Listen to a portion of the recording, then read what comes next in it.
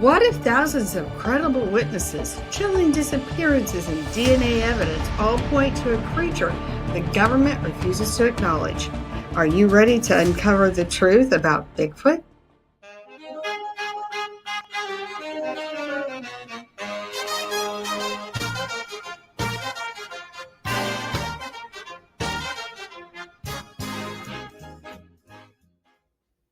For centuries, whispers of a mysterious creature have echoed through the wilds of North America. A massive, hairy, human-like being that defies explanation. And well over 10,000 people, from everyday hunters to trained law enforcement officers, have all claimed to have seen it. And scientists who have analyzed DNA that doesn't quite fit, and yet the government refuses to say anything about it. Why? Film released in 1967, the iconic Patterson-Gimlin film in Bluff Creek, California. That 59-second clip of a large bipedal creature striding across a riverbed remains one of the most debated pieces of evidence in cryptology. Gimlin, a seasoned outdoorsman, has stood by his story for over 50 years.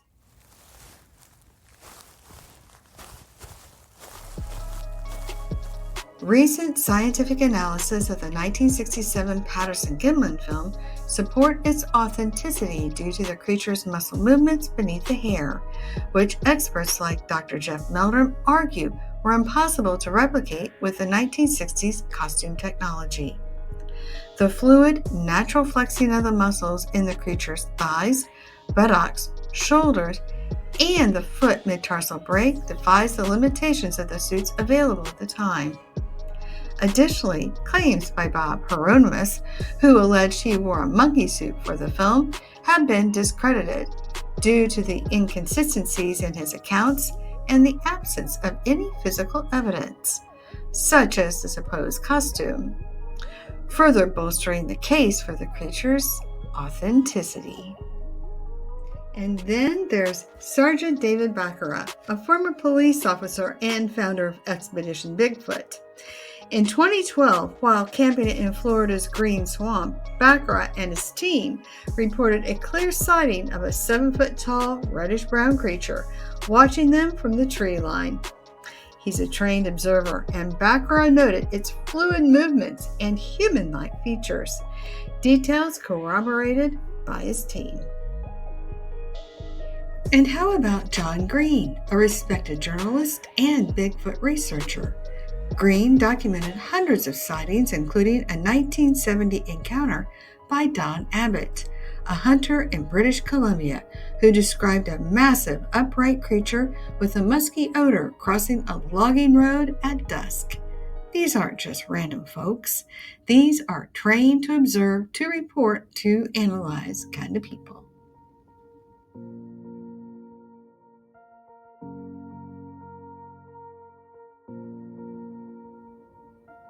Paulides reports that in 1969, Dennis Martin, a 6-year-old boy, vanished in the Great Smoky Mountains National Park.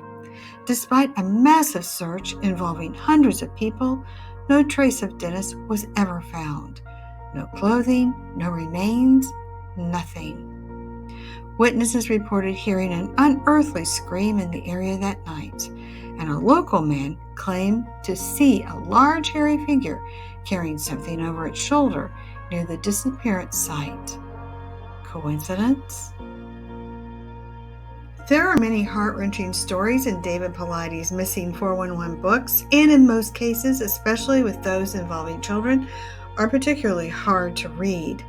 But he brings this information forward responsibly to educate those who want to spend time in the outdoors. But just be mindful and aware of your surroundings. But isn't it a travesty that nobody in the authority figures have come forward with any warnings?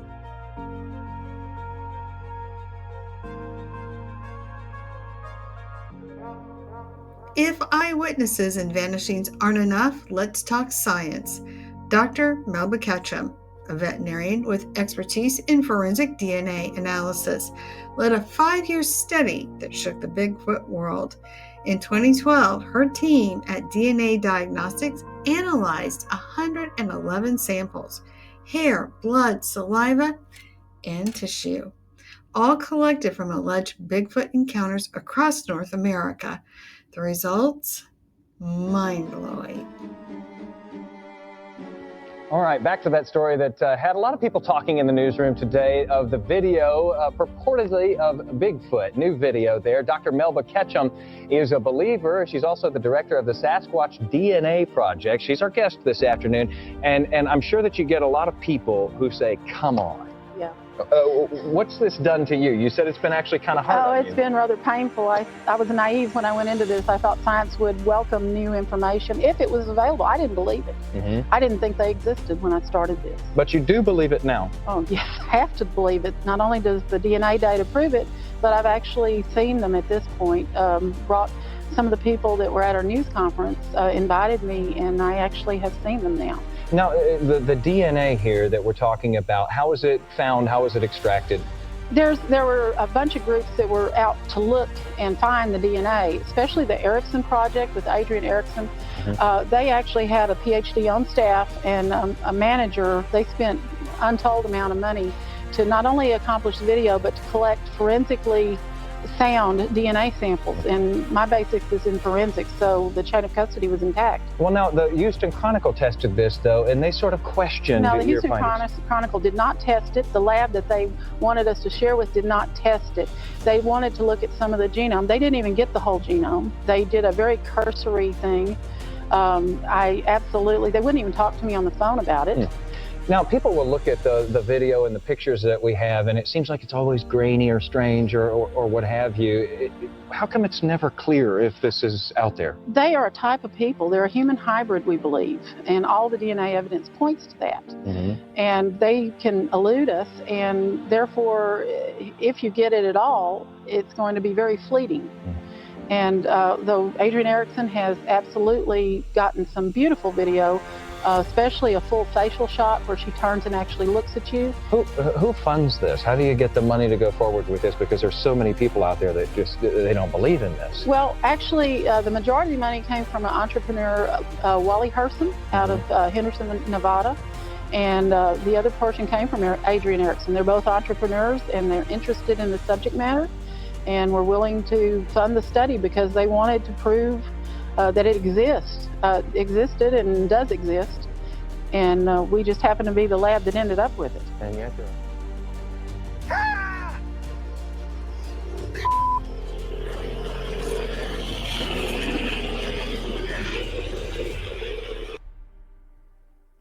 But if that's not enough, another respected figure, Les Stroud, known as Survivor Man, brings a credible perspective as a survival expert immersed in the wild. In Survivor Man Bigfoot Episode 1, filmed in Alberta, Canada, Stroud experienced a chilling incident at a remote campsite where he heard aggressive sounds, including a large object, possibly a tree or rock, being hurled toward a camp in a windless evening, leaving him visibly shaken and convinced of a powerful unknown presence. This encounter, which he describes as a moment of genuine fear, solidified his belief in Bigfoot's existence.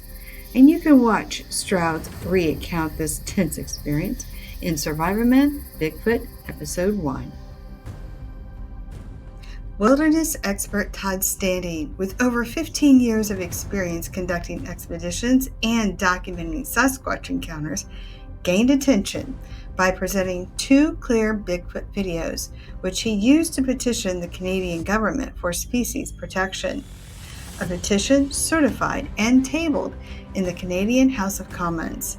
His work has been featured in 4 episodes of Survivor Man Bigfoot with Les Stroud. Todd's most compelling Bigfoot videos are showcased in his Discovering Bigfoot documentary, particularly the close-up shots where the creature's eyes are clearly seen blinking, a detail that adds startling realism. A thorough analysis by the YouTube channel Cabin in the Woods brings in heavy hitters like Dr. Jeff Meldrum, full professor of anatomy and anthropology in the Department of Biological Sciences at Idaho State University. and argues these creatures are authentic, pointing to the natural movement, which directly counters debunkers like Phil Poling and Daniel Faulconer, who claim the footage shows human contrivances. One being that the animal doesn't blink, pointing to a hoax. Well, they must have missed this little detail in their debunking. Just when you think we're done talking about the science of Bigfoot, oh no, there's more.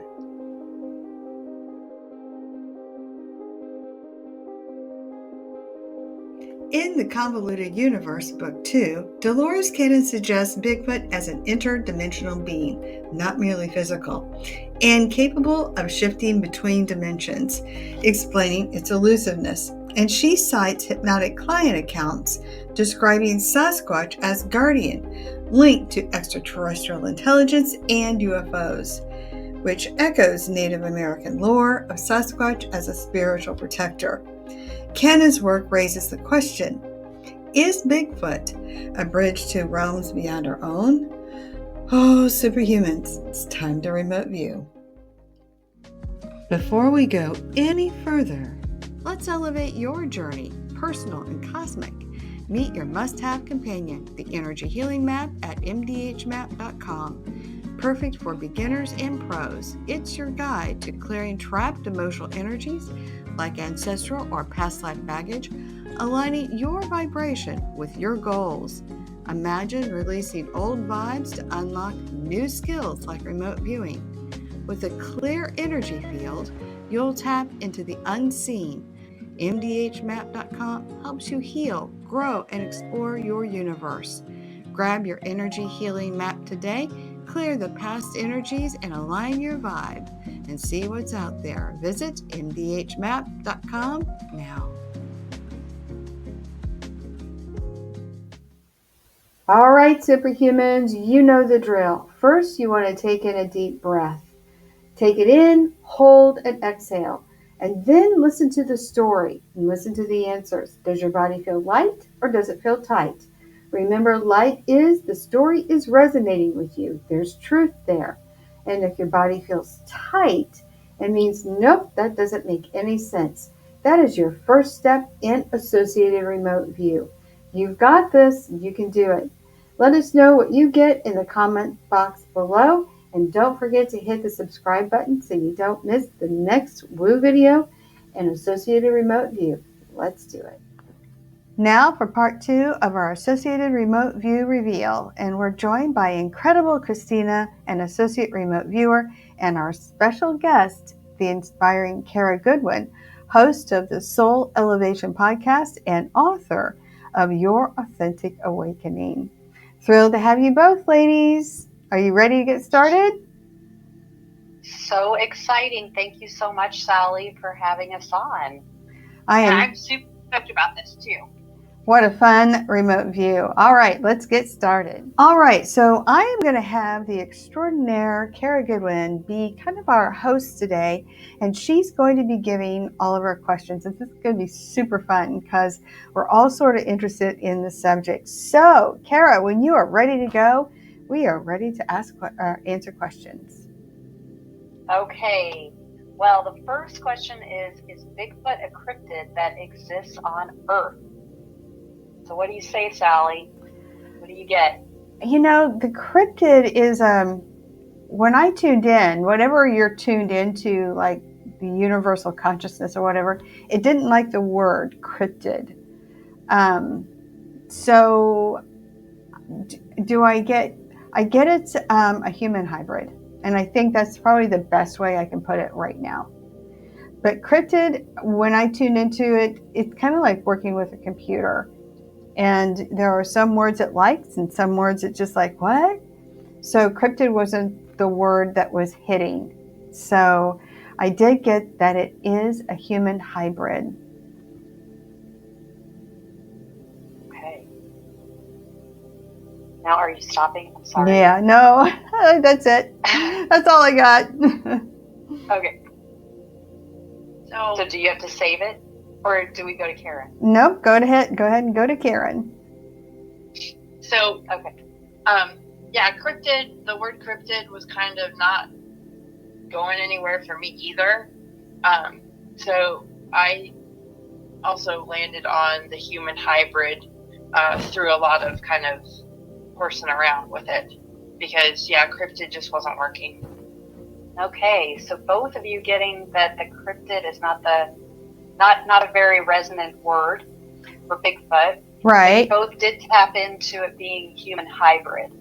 So did either of you get more info about this human hybrid piece? I did. So what I got, that it was formed. This is where it's going to get really, really deep into the woo. It is definitely human DNA is definitely in it. And so I was looking for kind of an ape species or an early hominid genetics, and I really wasn't getting that, although it is similar. So I'm not quite sure where it was coming from, although what did come in pretty clearly was off-worlder. So it felt like there was intentional DNA manipulation. Oh, here we go into the woo. Into off-worlders, UFOs, and maybe this is why we get UFOs and Bigfoot sometimes seen together. It's almost like they're checking on their experiment. I don't know. Christina, what did you get? I wasn't able to quite see everything that you saw, but just the human hybrid just resonated with me a great deal. Okay, good. Thank you. So what's your gut say, Kara? What does my gut say, did you say? Yeah, what does your gut say? Yeah, I feel that there is a UFO connection, an alien connection with them, human alien. Mm-hmm. So that really resonates with my thought. I don't have further insight or feeling about whether it was part of some sort of genetic manipulation by ETs, but that there is somehow some connection to UFOs and alien races. When I first started seeing that, I kept sort of hearing in my mind Anunnaki, but not Anunnaki. Like, there's this thing where humans, there was a definite manipulation in the DNA about 250,000 years ago. And so we're like, and it was such an abrupt change in the DNA that it could not have been natural. It had to have been manipulated. And of course, I mean, there's no way that we have proof of what happened, but you get places like, or people like Zecharia Sitchin and the Emerald Tablets of Thoth that sort of talks about that, and they talk about the Anunnaki. So when I got human hybrid, I'm thinking, well, was it the Anunnaki? And I got no, that it wasn't the Anunnaki, but it's definitely from somewhere else. And I didn't get the solar system, but maybe the galaxy. But it does feel like it wasn't necessarily a mating as much as it was a DNA manipulation. And that's about as far as I could see or get. And after that, and I did get, when I tuned in, when did that happen? Because I'm thinking, did that happen 250,000 years ago? But it seems to want to come in between 15 and 20,000 years ago. And that's what I got there. Okay. Christina, did your insights get into that depth at all? Not really, no. I just really, the aliens was clear, and the whole human hybrid just feels right. That's as far as my intuition went. So I guess there must be something to, I mean, you just can't go into Bigfoot and say, okay, there's these big footprints. And then, then there's some unusual hairs that, there's an unknown genome there. I mean, it really does, when you start peeling away the layers, it goes deep into the woo. And, it really sort of surprised me when I kept getting alien over and over. I felt like something must have intervened. I didn't know what, but I kind of figured when I started this, it was coming from like an ancient hominid, here on the planet. And then maybe there was like some crossbreeding, kind of like with the Neanderthals, with the Northern European people, humanids. But that's not what I got. That kind of surprised me. Yeah. All right. What is the next question? So the most obvious question to me is why is Bigfoot so elusive that they have a mystical status in humanity, and there isn't even an agreement about whether Bigfoot actually even exists? So, Christina, what do you get on this?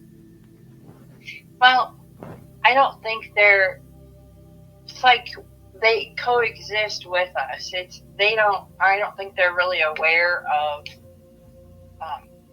like their status. I just get that it's like they just we're like two ships passing in the night kind of thing. That's kind of what I get. Okay. Yeah, Thank you. That's exactly how it landed with me too. It's like they're not paying attention to us. They're not like, ooh, do humans exist? And, it's nothing like that. I think they're just doing their thing, whatever that thing is, whether hunting, whatever. They're just being who they are. And I feel like as a species, there's a broad spectrum in personalities, much like in the human species. And when I saw, kind of when I was into this, is it elevated? Is it this interdimensional thing going on? And I felt like, hey, we're just sort of here. We're just kind of doing our thing. And the personalities can be as diverse as Mother Teresa to Hitler. I think you've got your good ones, and I think you've got your bad ones. I really felt I felt a lot of indifference when I tuned in. Like, just in general, they're like, don't really care about you. Yeah. Yeah. So do either of you have a sense as to why the sightings are so exceptionally rare? Is it that there aren't a lot of them, or they're just are they trying to be elusive, or is it just that they're so remote that there aren't a lot of people who see them? Well, I actually didn't quite get that they're being elusive. I think they're just living in their habitat as they live in their habitat. And if there's somebody there that sees them, okay, whatever. I didn't get an elusiveness about them. I think they prefer where they live. But I feel that the elusiveness or lack of sightings or sightings really depends on the person seeing them. So, for example, the person seeing them might be like, oh, that just did not happen. For whatever reason. Like if I say it happened, then I'm going to look like a complete fool and I'm going to be ridiculed. I feel like there's more of that going on our end than their end. I didn't feel an elusiveness about it. But what I did feel is that they'll protect their territory. If they've got children or nesting, I feel like they will protect their territory. And it feels like if you wander into it, and it sort of felt like they'll chase you out. They like, and it doesn't have to be humans. It could be anybody, right? It could be any animal that they see as a threat to wherever it is they're nesting. It feels like they will chase them out. I don't feel they're hiding from us. Is kind of what I get. Okay. Oh, that's interesting. And so, Christina, that was similar to what you got? I don't feel like they're hiding, but to me it feels like who's able to see them. I think it depends on, this is going to sound weird to me, but what came to me was that you need to be a frequency match in order to see them. Oh, yes, that makes sense. I wonder, yeah. Go ahead. That's kind of what, when I sat with this, it felt like if you're of the right frequency, then maybe you're more likely to see them.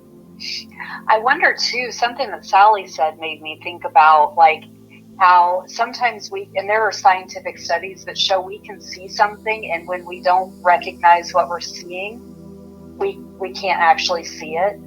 And there's and I don't know how factual this is, but I've heard many times that when the Native Americans were seeing the European boats sailing across, approaching them, they literally couldn't see them. They were invisible to them because their eyes didn't know, they seemed invisible. Yeah, it's called object blind.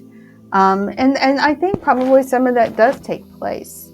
As far as frequency, I did get there, they do project out the, what is it called? The infrasound. So that's, I think some animals in the wild, we already know, do this. And you would have to, I think some cats do it. But they do that in order to catch their prey. And so what is infrasound? So that's basically, they can project out a sound that plays with the nervous system.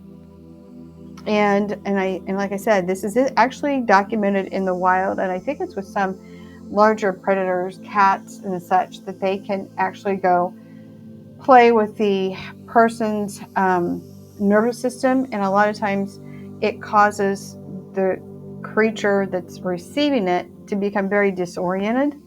Some people who've been on the receiving end of it talk about kind of getting nauseated, and they just lose their balance, and they can't see it. It's almost as if the creature can stand in front of you and you not see it. You can hear it moving around you, but you won't be able to see it. But we do know that there are some species that actually do produce what is called an infrasound, and it does affect the nervous system, your ability to see what's about ready to eat you in the woods. So, that's fascinating and creepy. Yes. Yeah, I don't know that I want to, I don't think it's Harry and the Hendersons. Maybe, wouldn't it be cool if it was? I didn't really pick up on infrasound. That wasn't anything that came up for me, as to how, you would not see them. Okay. All right. What is the next question? All right. Next we have, is Bigfoot a multidimensional being? So Sally, what do you get on that? I did not get he's multidimensional. I know that sort of bums a lot of people out, but I'm just little old Sally, so I'm just doing my remote view, and it is what it is. But no, it's not multidimensional. But again, I do believe the reason people think this is because of the woo involved. People are sometimes seeing UFOs identified with them and coming out of portals. I do think that is UFO related. But I also think the other reason we think they're interdimensional is because of the infrasound that I feel that they use in pursuing whatever prey they've got. So that's what I got. Christina? Okay. What do you get, Christina? So I got that they are multidimensional, and that they use infrasound. Interesting. It's both. I got that it was both, that they can kind of pop in and out. And I think too, again, what resonated with me was that if you're of the right frequency, you're going to see them, and if you're not, you're probably not going to see them. So, that's kind of how it feels for me. Yeah, I wonder what it means about right frequency, because there have been, if you follow any of David Paulides' series, you're going to find out that even now he's actually come out, as well as Les Stroud have come out and said sometimes there are some really bad ones out there, and they do bad things to people. So not that they all do, because I don't think they all do, because there's still a number of reports where people are like, no, we interacted with them and they're friendly, So that's why I said I feel like there's good ones and there's bad ones. So I guess which makes sense. Yeah. Yeah. Right. Because if they're a species, they're going to have a range of behavior. So. Mm-hmm. And I think, too, it depends what we mean by multidimensionality, because, you know, humans are multidimensional to a certain extent. Our consciousness is multidimensional, but you wouldn't necessarily, for the vast majority of people, you wouldn't say that we're physically multidimensional. Oh, like, see? you don't see our bodies popping in and out of different, like, disappearing. That makes complete sense. You know, I never even equated that, but yes, we are definitely multidimensional. So why would they not be in that regard? Right.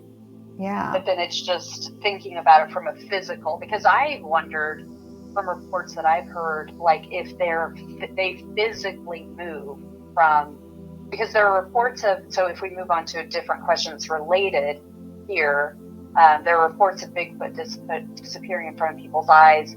Is your physical body capable of moving through dimensions? Are you moving into a dimension that we can't see when you seem to disappear?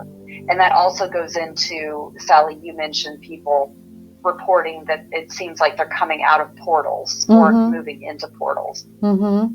So I don't know if you got anything on that. That's just kind of tied into that whole UFO thing. So, you know, I think science has already confirmed there are definite portals, you know, and maybe they have more of a natural instinct to where these portals are. Yeah. What about you, Christina? What do you get on that? Anything that you haven't said? I don't think I have anything really to add because, I just don't. Yeah. All right. Now we're ready for the next question. So this is kind of a group of questions related to footage that has been captured of different Bigfoots or big feet. Yeah, what is the plural? Right, I never know. Is the Patterson-Gimlin clip actual footage of Bigfoot, or is it a hoax? And then there's also the Survivor Man video clips. Are they actual footage of a Bigfoot? Is Bigfoot future humans dressed up in a Bigfoot suit? So, Christina, let me start with you here. What do you get on the footage? Okay, I got that the Patterson-Gimlin clip is real footage of a Bigfoot, and that it's definitely not a hoax. As well, the Survivor Men clips are also actual footage, and that Bigfoot is not future humans dressed up in a Bigfoot suit at all. Like, they're just hybrid. So, okay, that's my take. Yeah, okay, great. I would have to say the same thing. That's exactly mirrors what I got, for sure. Patterson-Gimlin film, I saw that when it first came out. I was a little girl at the theater. It scared me to death, and it was on the heels of, I think, watching the Ghost and Mr. Chicken movie, and they showed that, so I was getting scared by the time I got home. So when that came out, were people already aware of Bigfoot, or was that kind of like people had no concept of what that was? Well, you know, I was 8 years old at the time, you know, so who knows what the world was aware of. I was aware of my little place, you know, mom and dad, my family and friends, and that was the end of my world right there. So I really don't know. I think it's cool that Bob Gimlin is still alive in his 90s. His story has never changed. But when I looked at it, I got that's an authentic big. All right, we're ready for the next question. Okay, so Sally, why don't you take this one first? And we want to know, what is the relationship between Bigfoot and humanity? Is Bigfoot some sort of protector or a guide, or are they simply tolerating us? I didn't get that they're tolerating us. I just don't think we're on their radar. I mean, they might see us and like, you know, but it's just like, wait, I think in general, because, you know, if we see the species as having a wide range of personalities from good to bad, maybe there are a few that take an interest in us. I think they're curious creatures. I think they do watch us from a distance. When people have sightings of them looking in their windows, I feel like they do have an interest, but it's almost curiosity. And then they just kind of, again, it's a spectrum. I think for the most part, I don't think they really care. I don't think they're paying attention. I don't think they consider themselves guardians of people. And I just don't see that, because I feel like there are some bad things that happen with these species, but I feel like there's good things that happen with this species. So I guess I'll leave it there. Okay. Christina, what did you pick up on with this question? I didn't get them as being any kind of protector or guide or guardian or anything of that sort.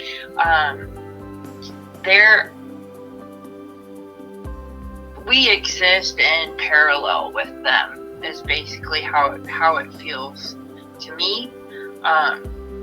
They're going to go about their business, and yeah, if they're curious, they're going to look around and see what's up, peeking around at different things, but they just go about their lives. Okay. All right, what you got next? Are there people you trust and interact with? And if so, how do you determine that someone is trustworthy? So, Christina, do you want to start us off? Sure.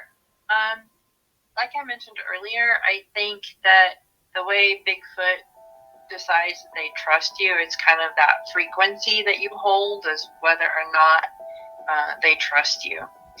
So, yes, they have people that they trust and show themselves to, and yeah. Okay. It's frequency based. Yep. That's what I get. Okay. All right, that makes sense. Sally, what about you? Yeah, that sort of resonates with me too. I do feel that they, just like you can walk into a room filled with people and you know that there's somebody that just, there's somebody in here that doesn't feel right. And the closer you get, the stronger that feeling gets. I think that they have the same kind of senses that we have, but heightened. And I think you would have if you lived in the woods. I think our senses tend to get dull with technology.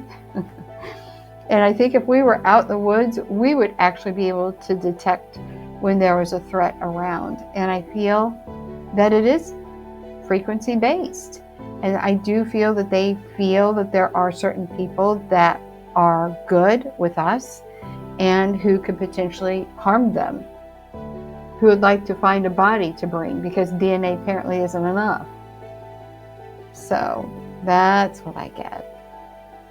I think that makes sense because there are some really interesting stories of people who live in remote places who have developed a relationship. And it's like from a distance, I think, but there are offerings and, they'll, even experiences of them showing their babies and things, like bringing their new babies to show them off and things like that. But, and it would really make sense that because it feels that they're so attuned that they would get their information about whether somebody's trustworthy or not through the resonance. Yeah, and we can sense when there's somebody that's not in our best interest. I mean, our alarm bells go off.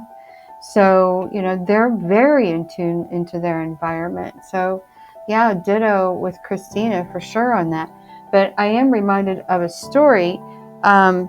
If anybody watches or listens to the podcast Bigfoot Society, which is kind of a lot of fun, or Sasquatch Chronicles are kind of fun, people have reported that they have given food or offering to the Bigfoot, and they come and they exchange it. And even the Bigfoot will bring little gifts for them.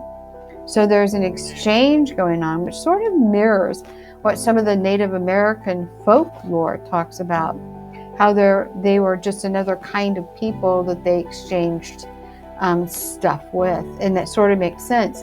What I do find interesting, if anybody sells the property and new people come on, And, the new people don't know about the offerings, or if they're told about the offerings, you need to do this, and they ignore it. Bigfoot becomes a bit of a toddler. Can you imagine an 800-pound toddler?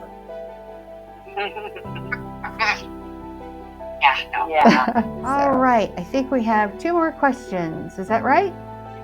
That's right. So the first one is, do you have powers that would be considered superpowers to humans, such as physically moving through dimensions, super strength, seeing energy, telepathy, telekinesis, etc.?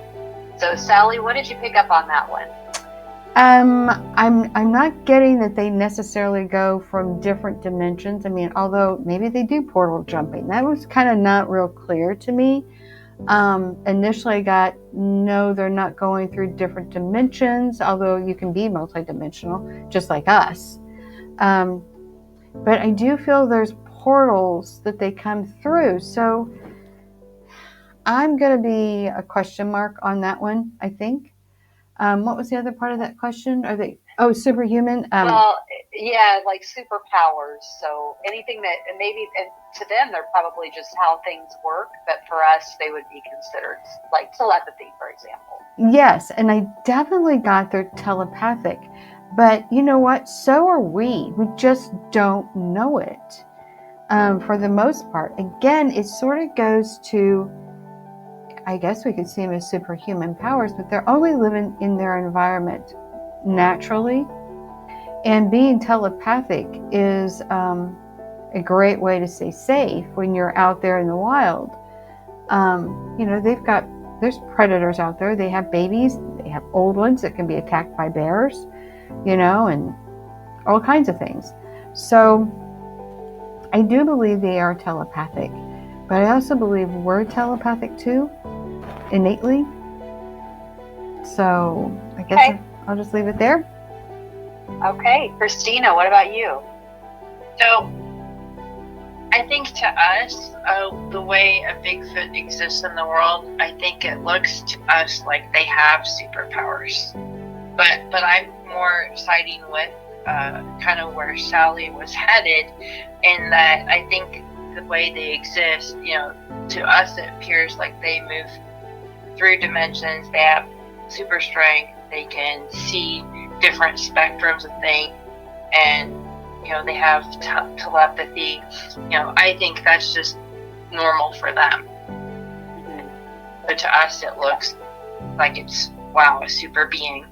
Mm-hmm. Okay, yeah, that makes sense. Now, did either of you get anything about if they're part of inner Earth, meaning like, do they live inside the Earth? How about Sally? I just got there. They use caves as environmental protection. As far as being like a deep inner Earth being, like, I don't know, was it Travels to the Center of the Earth back in the day? I don't know what movie that was. Journey to the Center of the Earth, I think, is the movie. I didn't get that they were creatures from deep inside the Earth. I did get that they use caves as shelter. Okay, makes sense. Christina? Now, I kind of had the similar answer, is that they do use caves, but they're not from deep inner Earth.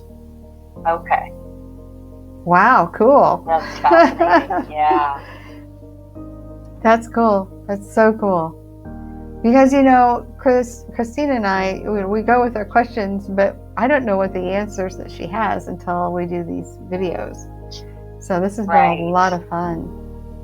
Yeah, this has been great. Thank you. Yeah. So any last thoughts, anybody?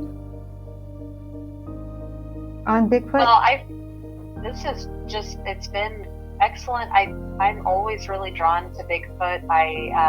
I would love to see one of the nice ones. I would prefer one of the nice ones. But my family jokes with me because I always, anytime we go anywhere remotely remote, I am kind of cheekily looking for Bigfoot. But I do believe that they're there, that they're out there, and I think that they're complicated, and I see them as just being a fascinating being.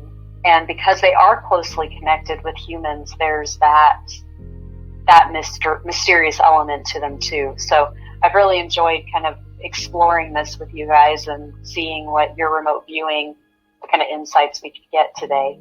Well, I'm thrilled that you joined us. This has been such a treat. And I just have to encourage everybody to get on her podcast, Soul Elevation, because you have so many interesting people. And, oh gosh, I can think of several people that you've had some really great guests. I was like, wow, how'd you get that one? They're like, that is so cool. I love those guests that you get. You've been on several times as well. Yep, it's been a lot of fun.